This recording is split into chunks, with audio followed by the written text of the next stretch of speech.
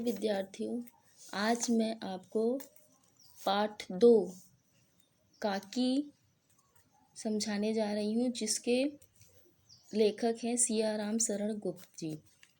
इस कहानी का परिचय एवं सार बता रही हूँ। काकी शीर्षक कहानी श्यामू नाम के एक बालक की मातृ वियोग से उत्पन्न तड़प से संबंधित है। श्यामू ने एक दिन देखा कि उसकी माँ भूमि पर सो रही है।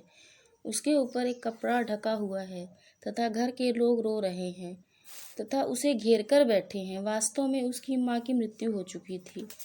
जब लोग उसकी माँ के शव को शमशान ले जाने लगे तो श्यामू ने बहुत उपद्रव मचाया। उसने पूछा कि वे लोग उसकी माँ को कहाँ ले जा रहे हैं। लोगों ने बहुत कठिनाई से उसे वहाँ से हटाया। श्यामू को विश्वास दिलाया कि उसकी काकी उसके मामा के यहाँ गई है, पर थोड़े दिन बाद उसको असलियत का पता चल गया कि उसकी माँ ऊपर राम के यहाँ गई है। एक दिन उसने एक पतंग को उड़ते देखा तो उसने सोचा कि क्यों ना वह एक पतंग आकाश में उड़ा दे, जिस पर बैठकर उसकी माँ राम के यहाँ से नीचे आ जाएगी। उसने अपने पिता से एक पतंग मंगवाने की प्रार्थना की। पिता ने हाँ तो कर दी, पर पतंग नहीं मंगवाई। श्यामू ने अपने पिता के कोट से एक चवन्नी चुरा ली और सुखिया दासी के पुत्र भोला से पतंग मंगवा ली। पतंग की डोर बांधते समय श्यामू बोला कि वह इस पतंग को भगवान के यहाँ भेजना चाहता है। काकी इसे पकड़कर नीचे उतर आएंगी। श्यामू लिखना नहीं जानता था, इसलिए उसने कहा कि वह जवाहर भैया से पतंग पर काकी लिखवा लेगा, जिससे कि पतंग उसकी माँ के पास पहुँच जाए। भोला श्यामू से अधिक समझदार था।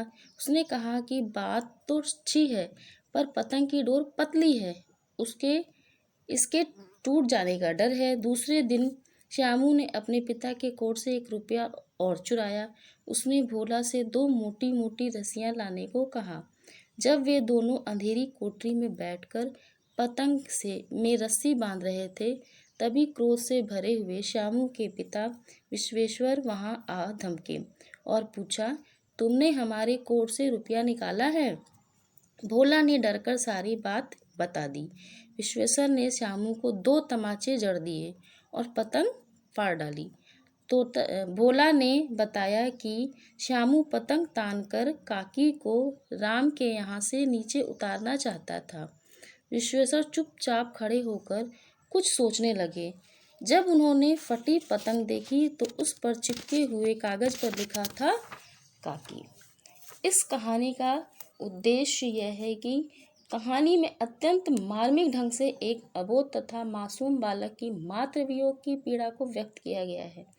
कहानीकार ने यह चित्रित किया है कि बालकों का हृदय अत्यंत कोमल, भावुक और संवेदनशील होता है।